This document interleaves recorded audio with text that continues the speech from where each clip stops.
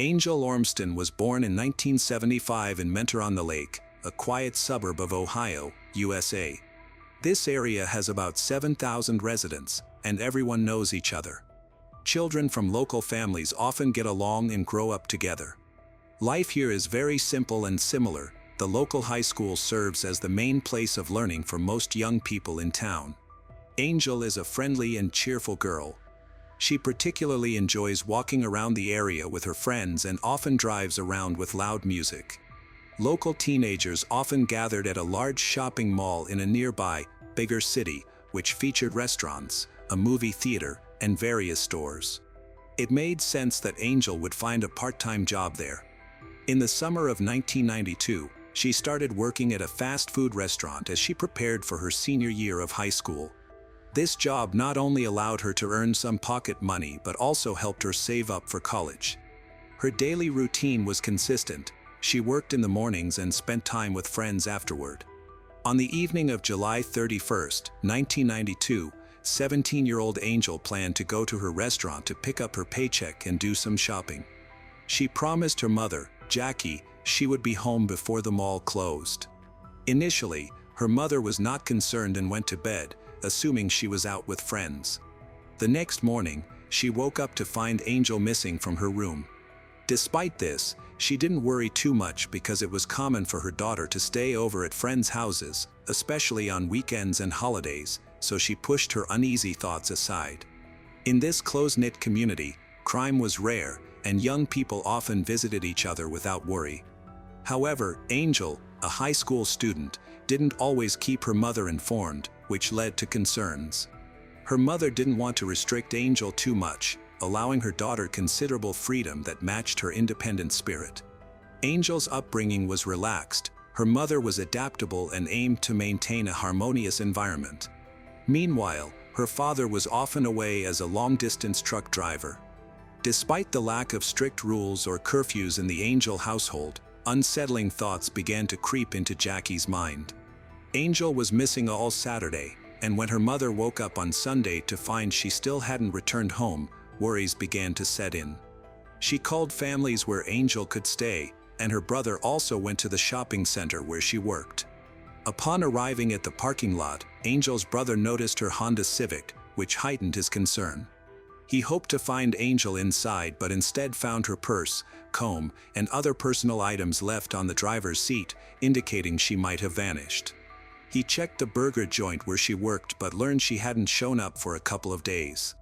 Alarmed, he contacted Jackie, their mother, who hurried to the shopping center to retrieve Angel's car and uncover the truth while pushing aside her fears. Initially, she hoped it was just a series of coincidences. Angel often went out at night with her best friend, Stacy. That day, Stacy's family could not be reached, which gave Jackie some peace of mind. Nonetheless, anxiety grew as Jackie drove around the mall looking for Angel, but she found no trace of her daughter. Friends who did manage to contact her hadn't seen Angel since Friday. By 8 p.m., Jackie still couldn't reach Angel, deepening her worry.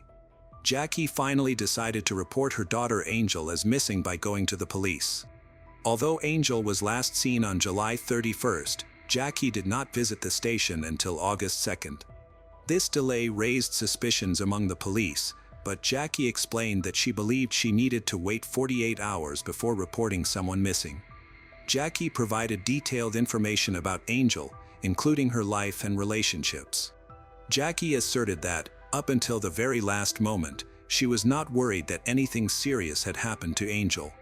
On the morning of Monday, August 2nd, Jackie managed to reach Stacy, who confirmed Jackie's fears. Stacy had spent the entire weekend at her sister's house and hadn't seen Angel. She was shocked to learn that her friend had been missing for over 2 days. Stacy tried to contact some mutual friends, but none had seen Angel. Following this, Jackie provided the police with new information, prompting them to initiate an active search for Angel.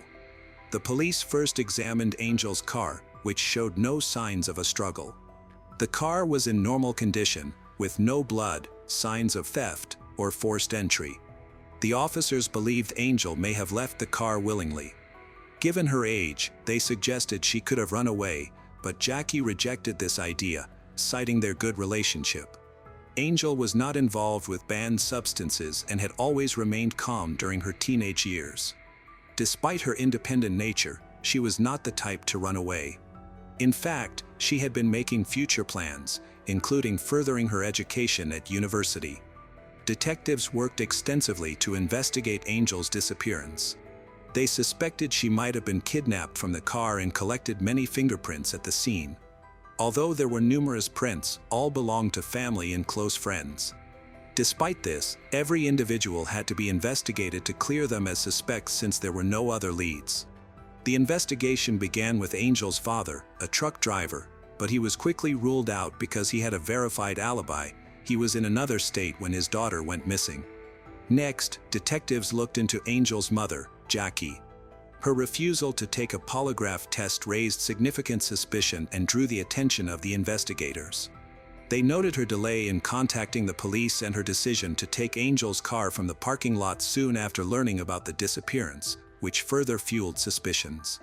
The police lacked the authority to compel her to take a polygraph test, and there was no direct evidence against her. As a result, the investigation continued with Jackie being the primary suspect.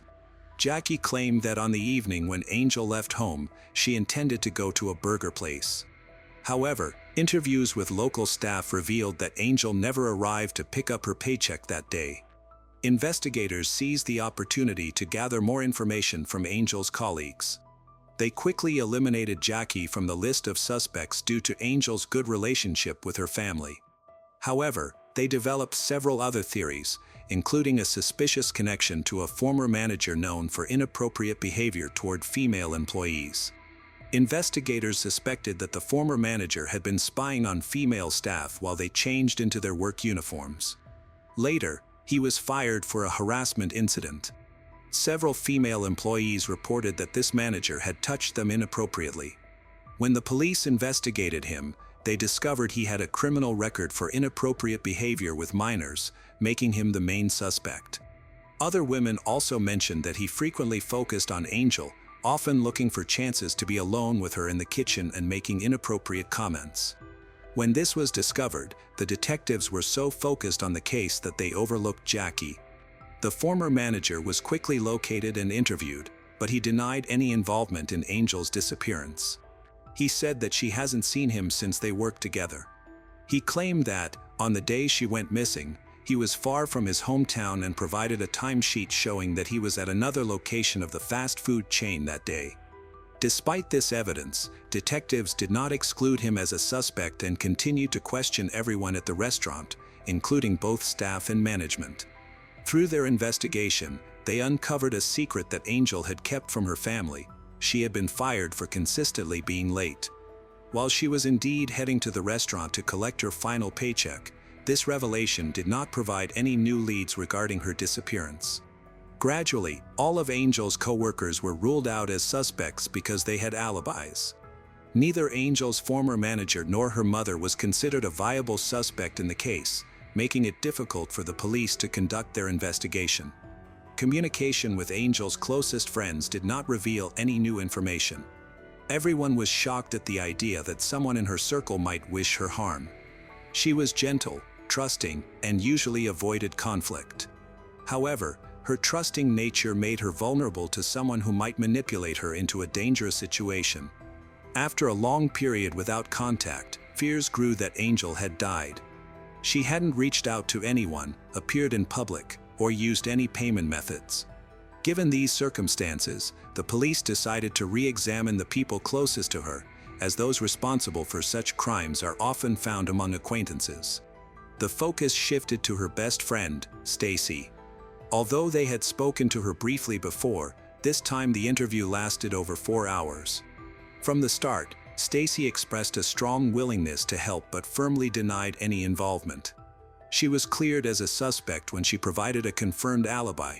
She had spent the entire weekend at her sister's house and they had been together the whole time, cooking side by side. The police are trying to ask Stacy if she knows about Angel's relationship with a man. Stacy revealed that Angel had recently become interested in a young man named Mark Sotka, a 19-year-old who had just graduated with honors from their high school. Stacy explained that Angel had been in love with Mark for a long time and even hoped to start a serious relationship with him. However, Angel was very private, especially about her relationships, and only Stacy knew about Mark, not even sharing it with her mother. During the questioning, Stacy reveals that Angel was aware of her pregnancy shortly before she disappeared. They had talked several times about the possibility of telling Mark about the baby, and Angel was optimistic that he would accept her and the child, viewing it as the start of their life together. Stacy was doubtful, but Angel was convinced she could build a family with Mark. The detectives decided to investigate Mark's background before confronting him. It appeared that Mark was not ready for fatherhood. Just before Angel went missing, he started college, which suggests he may have only considered Angel a short fling while planning to focus on his studies. They found no incriminating evidence against him, as he had a clean record and a solid reputation in school. Eventually, Mark was called to the police station for questioning. He was surprised to learn that he was considered a suspect in Angel's disappearance. He denied any involvement and refuted Stacy's claims about their relationship. When he learned that Angel might be pregnant, he laughed it off, dismissing it as a fabrication by his girlfriend. He admitted to having had a brief encounter with Angel at the beginning of summer but said they had not met again since then. Additionally, he had been in a relationship with another girl for 2 years. To support his claims, he needed to provide proof and a reliable alibi. Mark testified that he left work at 5 p.m. on July 31, 1992 to go to a shopping mall. He intended to buy a gift for his girlfriend and then meet friends at a pizzeria. The police began to investigate his account closely. His employment at a car dealership was verified through his timesheet, which matched his claimed working hours. Additionally, they found a receipt for the gift purchase. Several friends from work supported his story, confirming he was at the pizzeria until around 9 p.m. The only inconsistency was that some staff members at the places he visited that evening did not remember him. However, Mark willingly took a polygraph test, which showed no evidence of his involvement in any crime. As a result, he was cleared as a suspect. The investigation hit another dead end, prompting detectives to revisit earlier theories of escape or kidnapping. Discovering that Angel might have been pregnant reinforced these theories. Her family may have opposed her having a child at just 17, leading her to potentially run away to start a new life with the baby. Unfortunately, these possibilities did not bring them any closer to finding her. Frustrated by the lack of progress, Angel's mother decided to take action. She reached out to the community through local media in hopes of gathering information. Her appeal successfully raised awareness about Angel's disappearance, turning the incident into a well-known topic of discussion. Friends and concerned individuals joined in, distributing thousands of leaflets. Charities became involved, and a fund was established, raising $10,000 as a reward for anyone who could provide useful information for the investigation. In the following weeks, the police department received numerous requests for information, which opened several new leads for the investigation. Detectives conducted thorough checks, but these efforts did not yield any significant results. Frustrated, Angel's family made the decision to hire a private detective. When Angel's father returned from a trip, he was hopeful that it would help locate his daughter, unlike the ineffective efforts of the police. However, despite the detectives' hard work, no new information emerged. 3 months passed, and there were still no updates on Angel's case. By this time, her friends had almost lost hope, but her mother remained determined.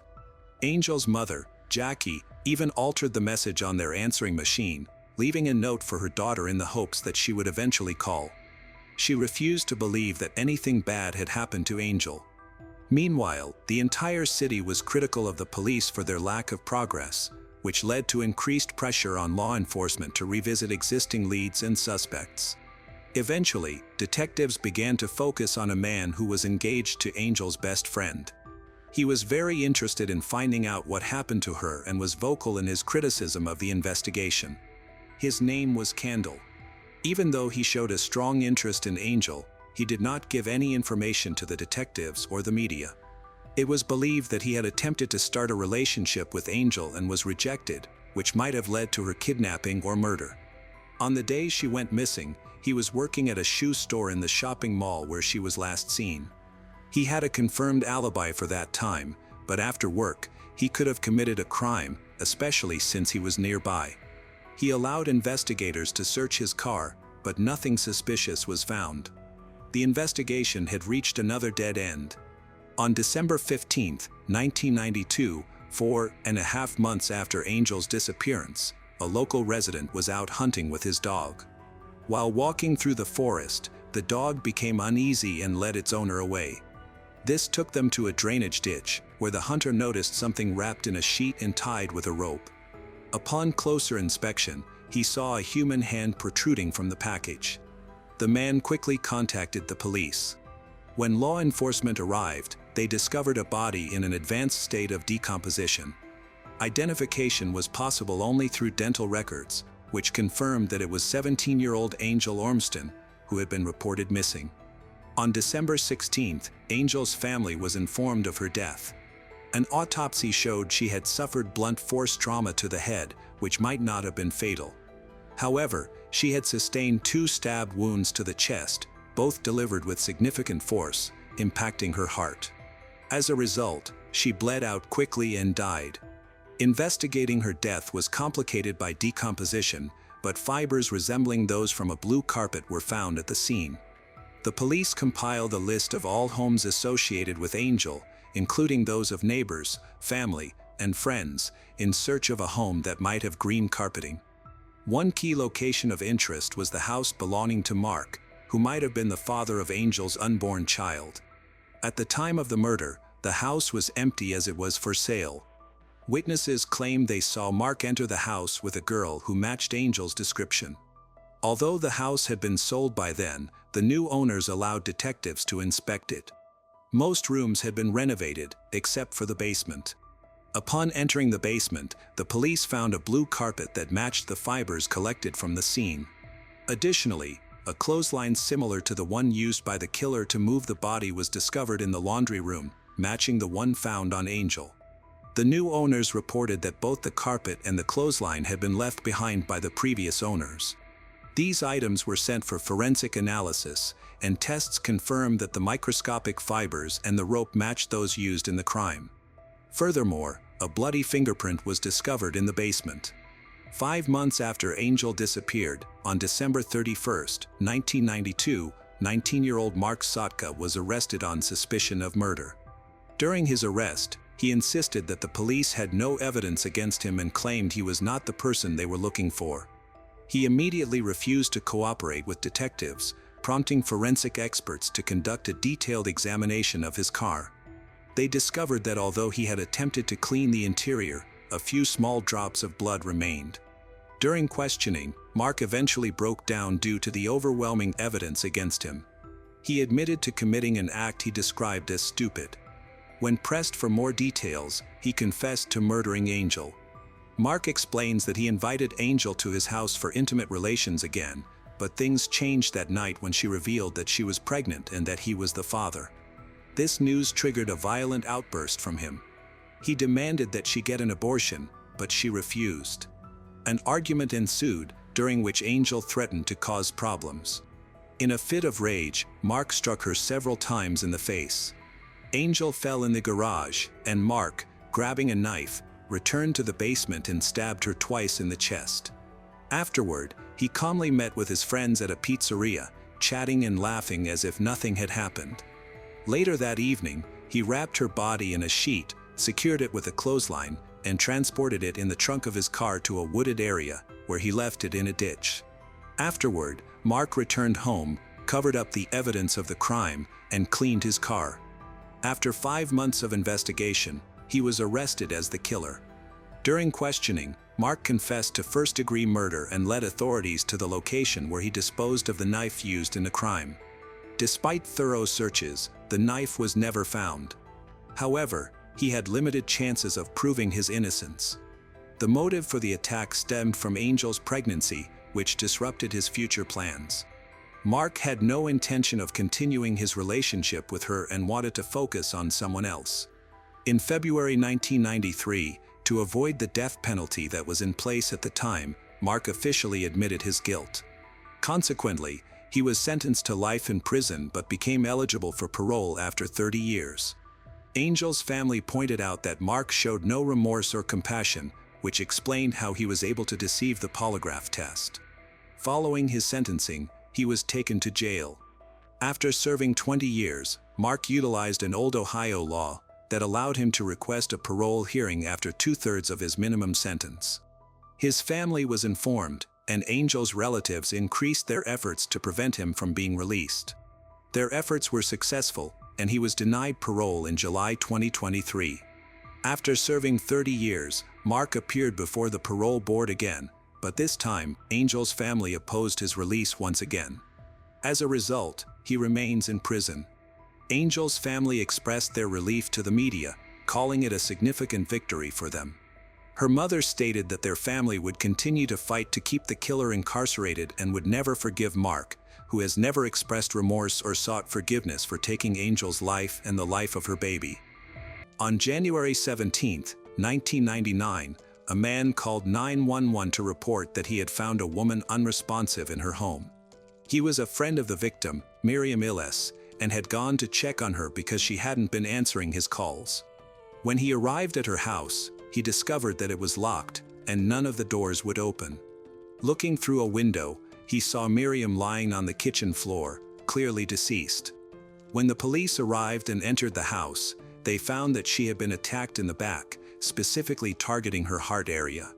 Investigators spoke with the man who called 911, who provided details about Miriam. She was a homemaker and had previously worked in the medical field. Miriam was active in her local community, and her friends were worried about her that day because she hadn't attended Sunday school. She was well-liked and devoted mother to a young boy, Richie. Everyone who knew her believed she had no enemies, which made her death in her locked kitchen even more perplexing. Determining Miriam's time of death was crucial, but without witnesses, the exact timing was uncertain. Police officers meticulously searched the crime scene for evidence, noting that the house appeared undisturbed and showed no signs of forced entry. All external doors to the house and garage were locked when Miriam's body was found. A telephone receiver lay near her hand, suggesting that she may have been on the phone when she was attacked, potentially catching her off guard and leaving her unaware of her attacker. Investigators also requested a report from the phone company to find out about Miriam's recent calls. While examining the crime scene to determine how the attacker entered and exited the house, detectives made a significant discovery. They found a bullet hole in a double-glazed window located just above the kitchen sink. This indicated that the person who shot Miriam was positioned outside. It appeared that Miriam had been standing, leaning against the sink, talking on the phone when she was shot. This single bullet became the key piece of evidence. Tracing the bullet's path, investigators followed it to a creek bed behind Miriam's house. As the investigation progressed, the forensics team found footprints left by size 14 Reebok basketball shoes.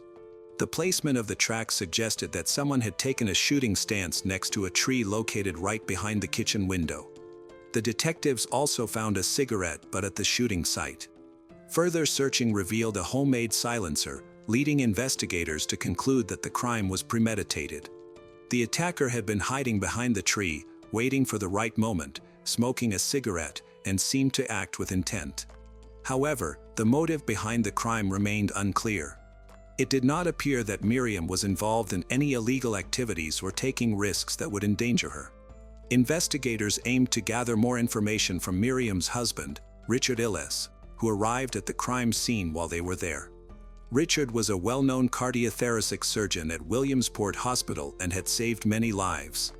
He met Miriam in the early 90s while serving as a resident at St. Louis Medical Center, where she worked as a surgical assistant.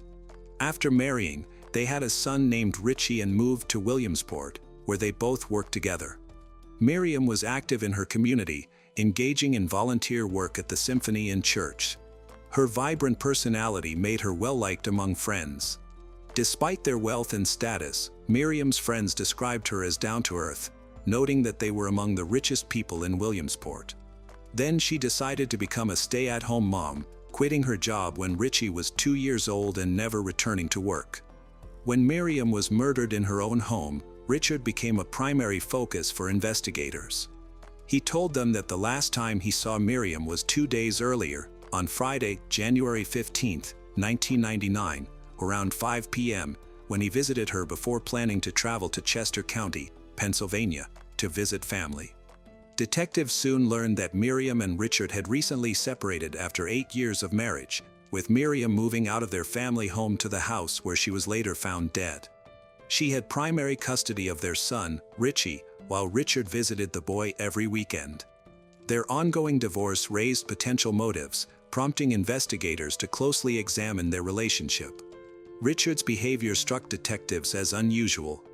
The first question he asked upon learning of Miriam's death was about the evidence that had been found, which seemed odd for someone who had just learned that his wife of 8 years and the mother of his child was dead. Additionally, Richard made an intriguing confession. He was familiar with firearms, having participated in hunting and owned guns, a common practice in the area. There was nothing particularly unusual about this admission. Investigators examined Richard's firearms to check for any connections to the crime scene. They determined that the bullet that killed Miriam was a .22 caliber, indicating the type of weapon they needed to find. Richard had several .22 caliber rifles, which the police confiscated for analysis. He became the primary suspect due to having a motive, access to weapons, and the skills necessary to commit the crime. The intense emotions in romantic relationships can shift from love to hate, which could have played a role in Miriam's death. While the weapon was being analyzed in the forensic lab, investigators looked further into Richard's personal life. As a cardiothoracic surgeon, he had a high income, but he was also paying a significant amount in child support, around $112,000 a month. This financial burden could have motivated him to want his wife dead. Investigators sought to clarify Richard's whereabouts at the time Miriam was attacked. Although Richard was supposed to pick up his son Richie that Friday evening, he opted to spend the weekend with his sister, who lived 2.5 hours away in Honeybrook, Pennsylvania. He had a witness, Nancy Mitch, who could confirm the start of his trip. Nancy informed the investigators that she was with Miriam when Miriam handed over her son, Richie, to Richard. He picked up Richie around 5 p.m., and after Nancy left, Miriam seemed to be fine. The last confirmed sighting of Miriam was around 6 p.m. on Friday, January 15th. The police established that Richard took Richie from Miriam's home and left while Miriam stayed behind, and everything seemed normal. Richard told investigators that he made a quick stop before going to his sister's house. He first stopped at his own home around 9:30 p.m. and then traveled toward southeastern Pennsylvania. He stated that they reached Lewisburg and stopped at a fast food restaurant around 10 p.m. due to bad weather that evening.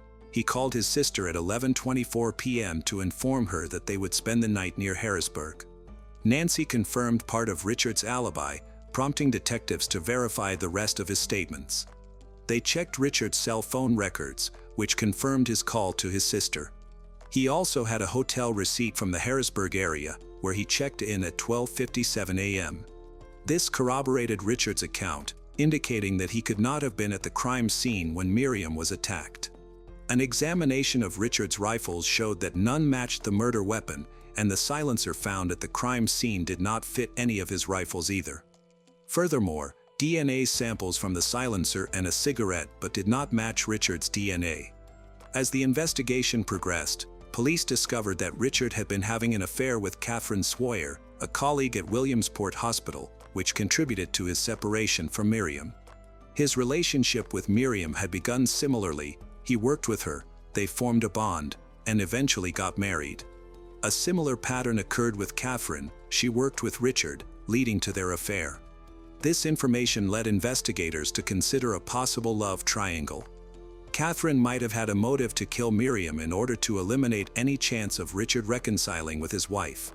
Jealousy can often drive people to commit terrible acts, but there were additional factors at play. In the event of a divorce, Richard and Miriam would need to divide their assets and finances. Furthermore, if they divorce, Richie is likely to stay with Miriam, which would require Richard to pay child support. Therefore, Miriam's death could be advantageous for both Richard and Catherine. Detectives aimed to determine Catherine's whereabouts at the time of Miriam's death. If Richard had left town to visit family, it would have given Catherine the opportunity to commit the murder. However, investigators confirmed that Catherine was out of town visiting relatives and could not have been involved in the crime. This left the police without any other suspects, as both Richard and Catherine had alibis. Then, an unexpected development emerged when a person claiming to be the murderer contacted the detectives by sending letters to the police station. The first anonymous letter stated that the writer was responsible for Miriam's murder. Detectives were perplexed, as this was an unusual occurrence. Initially, they suspected it might be a prank, possibly from teenagers or someone loosely connected to the case.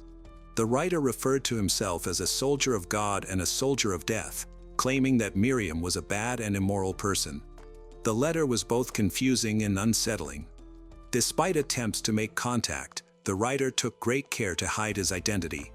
The letters were examined for fingerprints, but none were found.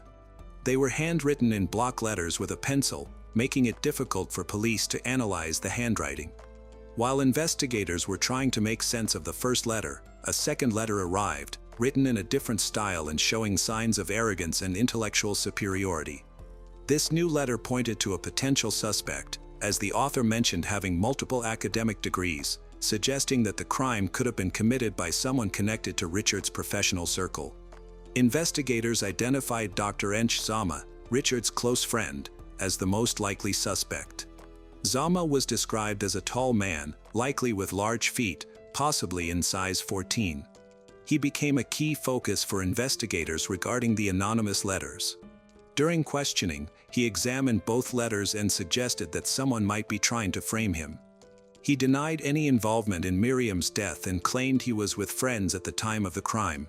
The investigators verified his alibi and confirmed that he could not have attacked Miriam. The anonymous letters were also analyzed for DNA, revealing a black hair on the sealed flap of one envelope. The DNA did not match Zama or any other samples from the crime scene. This led investigators to suspect that someone was deliberately trying to mislead them. It seemed the letter writer had taken great care to hide their identity, but did they accidentally leave behind a hair? Investigators theorized that the hair was intentionally included to confuse them, as it belonged to someone unrelated to the case. They began to suspect that false evidence had been planted. The silencer with DNA, the cigarette butt, and the letters all suggested a deliberate effort to mislead the investigation. Investigators ended up with 4 DNA samples, each belonging to different individuals. The perpetrator had cleverly planted false evidence, hoping to mislead the police and hinder the investigation. However, investigators received the crucial information they had been waiting for since the first day of the investigation, when Miriam's body was discovered. Near her body, they found a phone receiver. Upon reviewing the phone records, they learned that Miriam had been on a call with a friend throughout the evening. When detectives met with this friend, she recounted that during their conversation, she heard glass breaking and then heard Miriam exclaim, "Oh my God." After that, she heard nothing more and hung up. When she called back, she received a busy signal, leading her to assume that the call had been disconnected and that Miriam was talking to someone else. This piece of information provided detectives with the key detail they had been missing. The call ended at 10:37 p.m., which corresponded exactly with the time of Miriam's death. This was significant for the investigation. With the established time of death, detectives revisited the alibis of all potential suspects. Richard's alibi appeared less credible. Initially, he claimed to have been in the Williamsport area and said he was heading south on Highway 15 by 10 p.m. He mentioned stopping for a meal at a restaurant, and if he had truly been at the restaurant at that time, he would not have been able to commit the crime. However, investigators could not verify his presence there at that time, which weakened his alibi. Then, at 11:24 p.m., Richard called his sister to inform her that he and Richie would need to stay at a hotel. This call became crucial for the investigation. Detectives began to trace Richard's cell phone location at the time of the call, which altered the direction of the investigation. The cell phone company provided coverage maps, allowing police to estimate where Richard made the call. They found that Richard had enough time to commit the crime and reach the hotel, where he checked in at 12:57 a.m.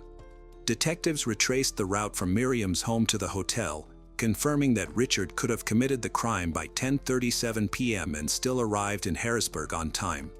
The distance between the crime scene and the hotel was approximately 100 miles, and despite poor weather conditions, investigators made the trip within the required time frame. Now, Richard was the only suspect without an alibi. While this did not make him guilty, it did raise suspicions. The police needed concrete evidence to link him to the crime. They caught a break when two men walking in the woods found a modified rifle. Finding it unusual, they called the police. The rifle had a shortened barrel, a stock, and an optical sight, but the bolt was missing, and its serial numbers had been erased. It was identified as a rifle that matched the bullet that killed Miriam, and it was found near the road Richard drove on the night of the murder. Experts examined the suppressor found at the crime scene to see if it fit the rifle. They discovered that a screw had been added to the barrel, allowing the suppressor to attach perfectly. The challenge now was to link this weapon to Richard. The rifle was a Savage .23D Hornet, and police learned that Richard had inherited weapons from his father, with only his Aunt Jean being aware of this. A detective spoke with Richard's aunt, Jean, who showed him a photo album. In a black and white photo, she revealed her brother, aka Richard's father, posing with a Savage .23D rifle. Too many coincidences pointed to Richard as a possible perpetrator. He had inherited the rifle along with other guns, but the Savage rifle was missing from his collection. Investigators needed more evidence for a conviction. They found several DNA samples at the scene that did not match Richard's. When the snow melted, they returned to the area where the rifle was found and conducted a detailed search. They discovered a pair of athletic shoes that matched the size and tread pattern of the footprints at the crime scene, indicating that the prints could have been left by the same shoes. The coincidence of the sneakers and rifle found in the woods being linked to the crime was highly unlikely. Experts needed to establish that the shoes belonged to Richard, but the sneakers were size 14, whereas Richard wore size 10. It was possible that he deliberately wore shoes that were not his size to confuse the police. The shoes were sent for forensic analysis. A hair was found on one of the sneakers, and DNA testing revealed that it did not match Richard's. This was another setback for the investigators, but they remained determined. They theorized that Richard had given his son, Richie, sleeping pills to keep him asleep in the car. A further hair test was conducted, this time looking for a match to Richie's DNA instead of Richard's. They found a match based on mitochondrial DNA.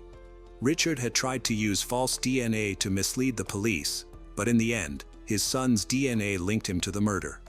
Investigators believe that Richie's hair accidentally made its way into the sneaker, possibly transferred from another surface when Richard changed shoes. In December 2002, 3 years after Miriam's death, Richard was unexpectedly arrested. He had been clever in planning the crime. He created an alibi, constructed a silencer, and intentionally wore the wrong shoe size. However, he left DNA evidence on the silencer and a cigarette butt.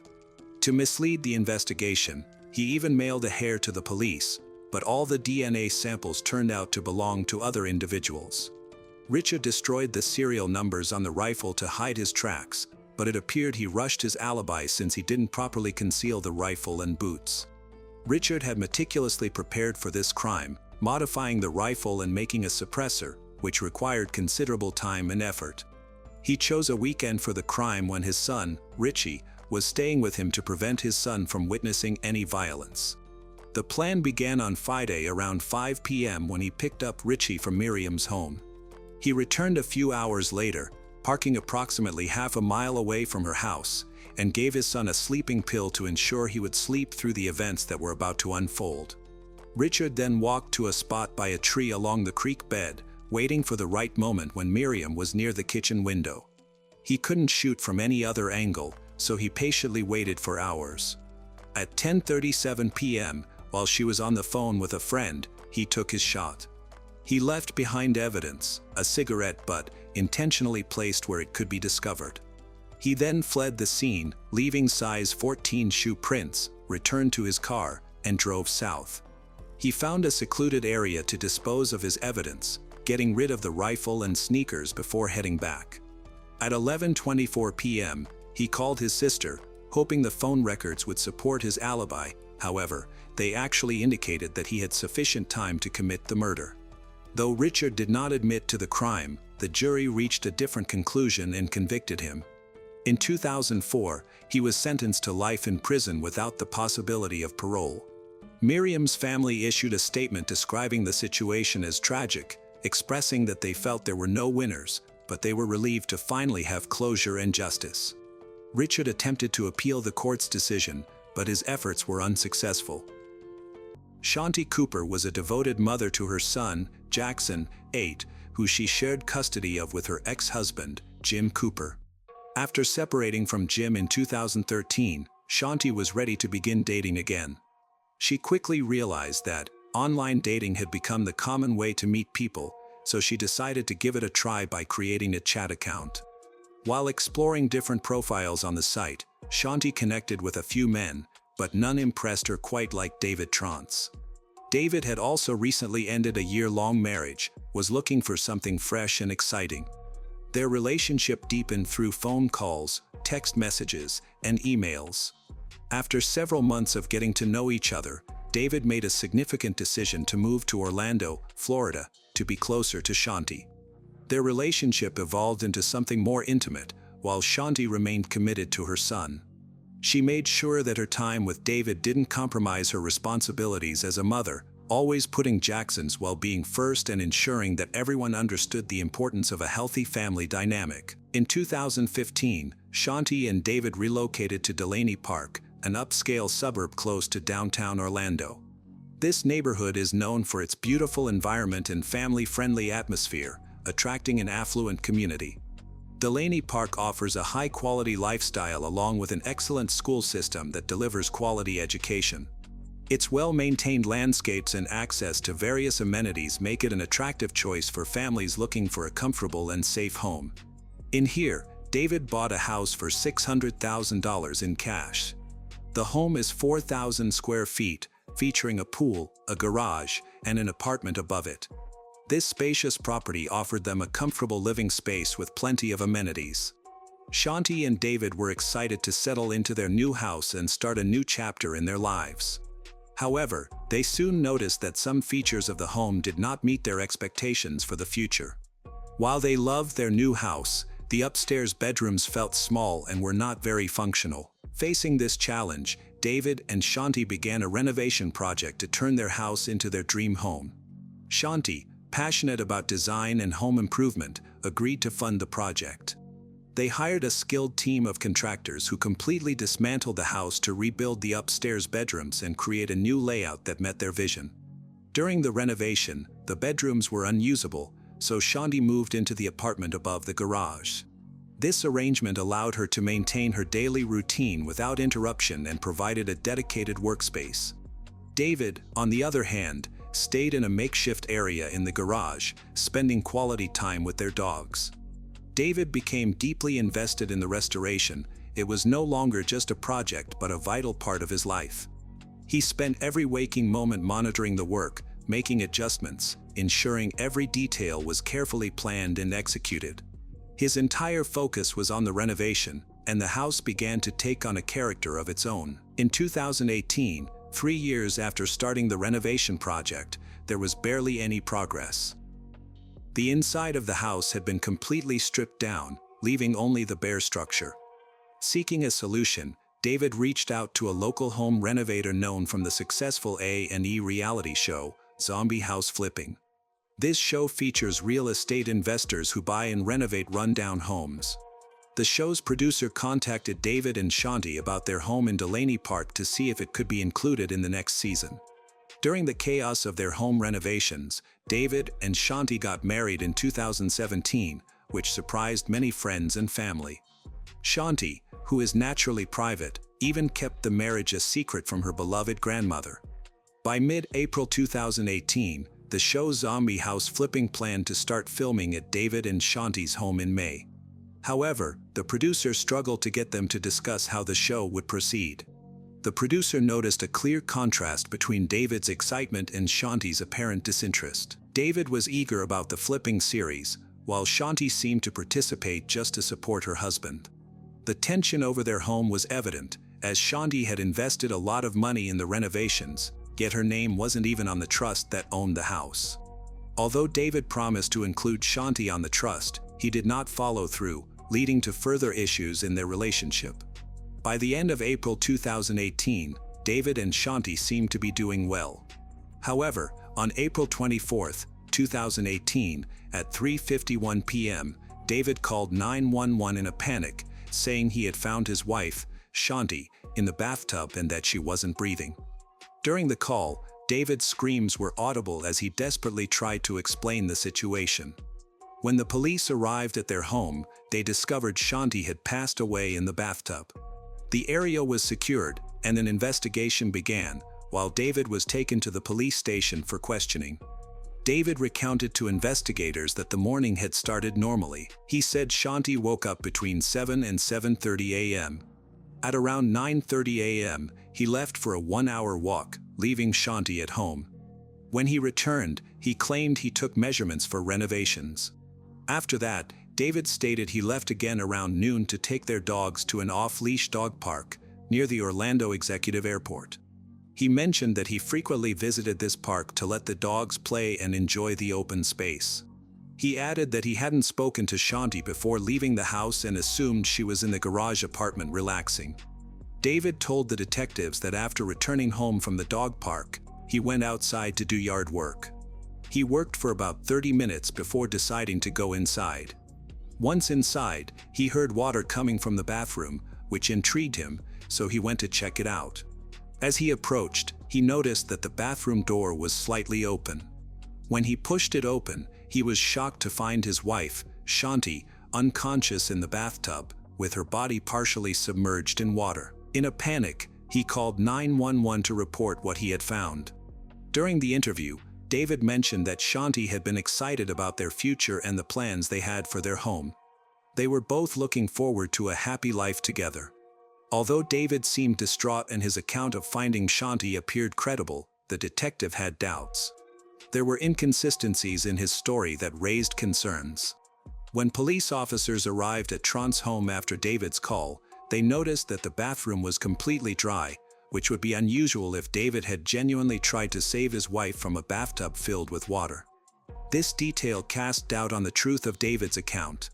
The extent of Shanti's injuries contradicted David's explanation of how she fell into the tub. When her body was examined at the crime scene, it was clear she had extensive blood and bruises that couldn't be attributed to just a fall.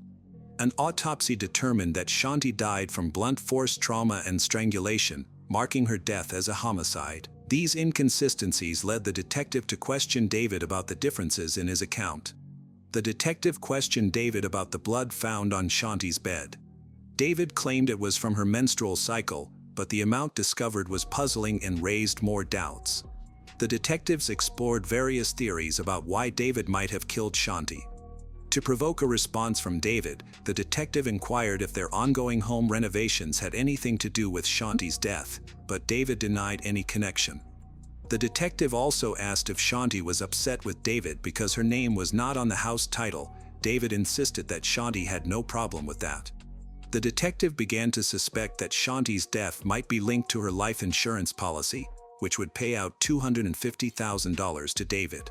During the interview, detectives asked David whether Shanti's death was an accident related to rough intercourse. He denied harming her in any way. Despite his denial, the detectives believed there was enough evidence to implicate him in Shanti's murder. They thought he had pretended to cry during the 911 call and the interview to divert suspicion. However, before David left the police station, he agreed to take a polygraph test. It was late at night, and the detectives couldn't find a polygrapher to conduct the test right away, so they allowed David to go home.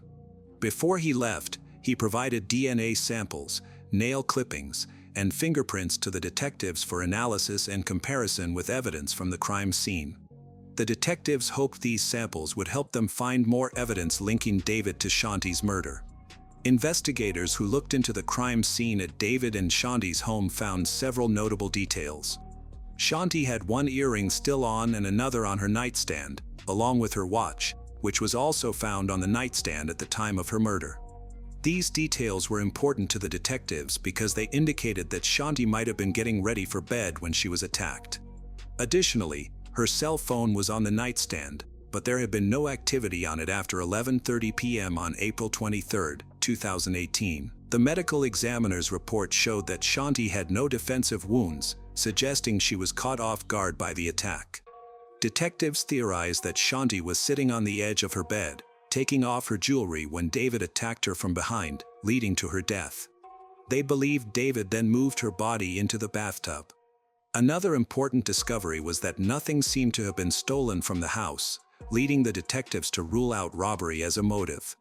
However, Shanti's $155,000 engagement ring was missing.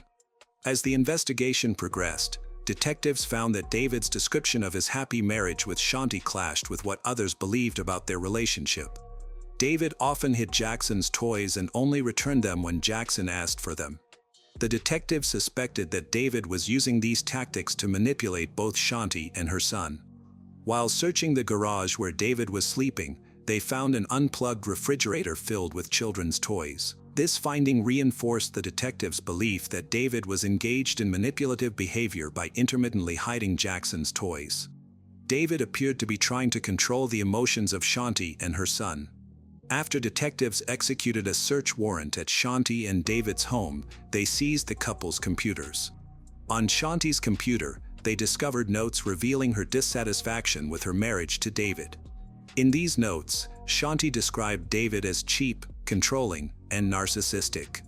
She wrote that he never paid when they went out to eat, and on the rare occasions he did, he would make excuses, claiming he forgot his wallet. Shanti shared feelings of sadness and loneliness, expressing her fear. She desired to no longer be part of their life together. She indicated that her mental unhappiness was largely due to her difficult interactions with David. Additionally, the notes showed that living in a house under construction added significant stress to her life. As the detectives investigated Shanti's murder, they uncovered significant information linking David to her death. It was found that Shanti had been hospitalized for 3 days prior to her body being discovered. The detectives learned that she had expressed worries about her eating habits, telling her nanny that she could no longer tolerate spicy foods or drink alcohol. Furthermore, Shanti was experiencing rapid weight loss, which raised more suspicion among the investigators. They were confused by the toxicology tests conducted during her autopsy, which did not reveal any toxic substances in her body. Despite the lack of evidence, they began to suspect that David might have been poisoning Shanti, but they were uncertain about the specific substance responsible, as nothing was detected in the tests. David had been married before he wed Shanti, which prompted detectives to investigate his previous marriage. They found out that his first wife, Carol, suffered from health problems similar to Shanti's. David met Carol on a blind date in 1997, and they married 2 years later. The detectives were concerned about a possible link between Carol's health issues and Shanti's rapid decline in health. Shortly after their marriage, Carol began facing various health challenges, including persistent nausea, fainting spells, severe reactions to spicy foods and alcohol. Some of her close friends suggested to the detectives that David might have started poisoning her after they got married. To learn more about David's past, the detectives traveled from Florida to Minnesota in November 2018 to interview Carol in person. During the recorded interview, Carol described her struggles with chronic pain and immune system problems that remained undiagnosed. She stressed the need to understand her background to grasp the context of her health issues and mentioned that David was the one who cooked their meals during their marriage.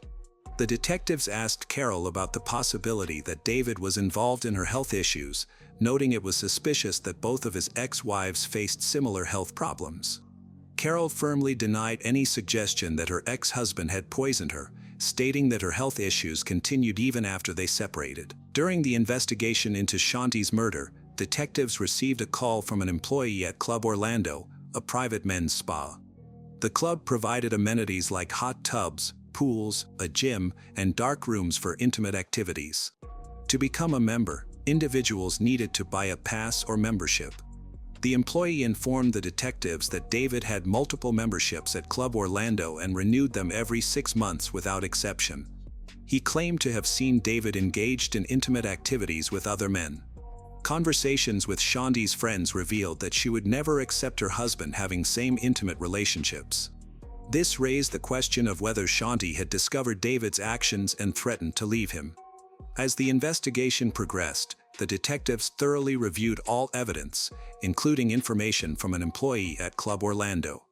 They sought to find out if David's spa membership and the reported intimate activity could shed light on Shanti's death.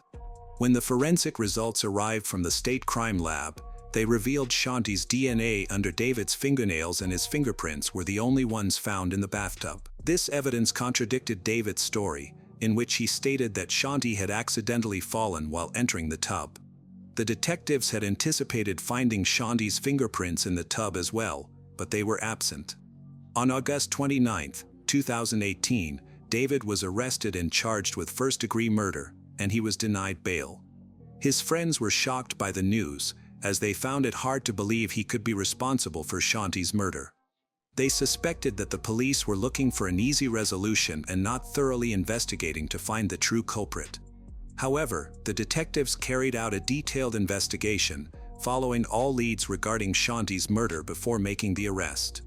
Additionally, the detectives considered Shanti's ex-husband, Jim Cooper, as a potential suspect due to their rocky divorce, which raised concerns about whether Jim might have harmed Shanti. After interviewing Jim, the detectives were able to eliminate him as a suspect based on his alibi.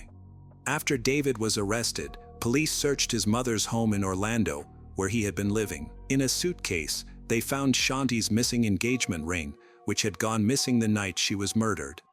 This discovery strengthened their case against David. On April 18, 2019, almost a year after Shanti's murder, prosecutor Ryan Vecchio was meeting with Orlando Police Inspector Teresa Sprague when David's attorney called. At the time, David was represented by Robert Mandel, who called after receiving Sprague's investigative report. After some deliberation, Robert Mandel informed him that he had hired private investigator Billy Lane from Prison Break Investigations to investigate the case and that he had some papers in his home. ASA Vecchio asked him where these papers came from and Robert informed him that they were taken from the loft apartment David was staying in at the time of the murder and that the police had missed them. He informed him that these papers had been packaged as evidence and kept by Billy Lane at his office in Lakeland and that they planned to test the blood and DNA at some point. They had now kept these papers for 11 months without revealing them. Inside the brown evidence bag, which was marked and labeled, were bed sheets, a fitted sheet, a pillowcase, and a pair of black socks. Police also found a green cord collected from the Trance home that had been found wrapped around a wooden beam from a ladder. Although the strangulation marks were not easily visible, Shanti had an unusual linear cut on the right side of her neck with possible strangulation marks on both sides. Using gloves and magnifying glasses, investigators examined the entire cord for evidence of blood but found nothing that could be seen with the naked eye or under a magnifying glass. In July 2019, a jailhouse informant came forward with important details about a confession from David.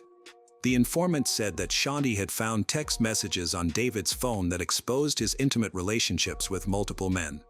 This led to a heated argument where Shanti expressed her anger, threatened to expose him, and demanded a divorce. The informant claimed that David admitted to blacking out before he hit Shanti, which ultimately caused her death. Additionally, the informant stated he had known David before being incarcerated and had seen him at Club Orlando. He also revealed that David mentioned cambo, a toxic secretion from an Amazonian giant monkey frog used in controversial treatments.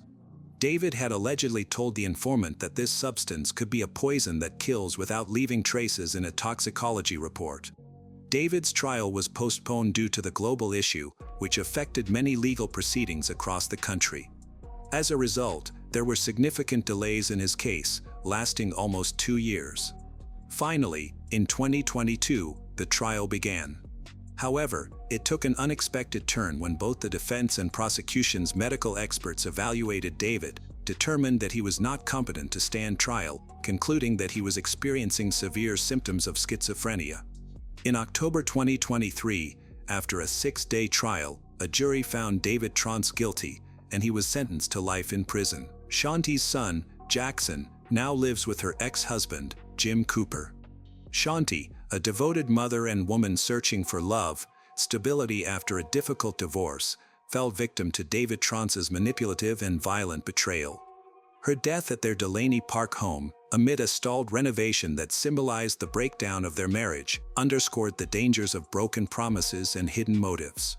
David's sentencing in October 2023 brought justice, but it did not erase the pain endured by Shanti's son, Jackson, and her loved ones.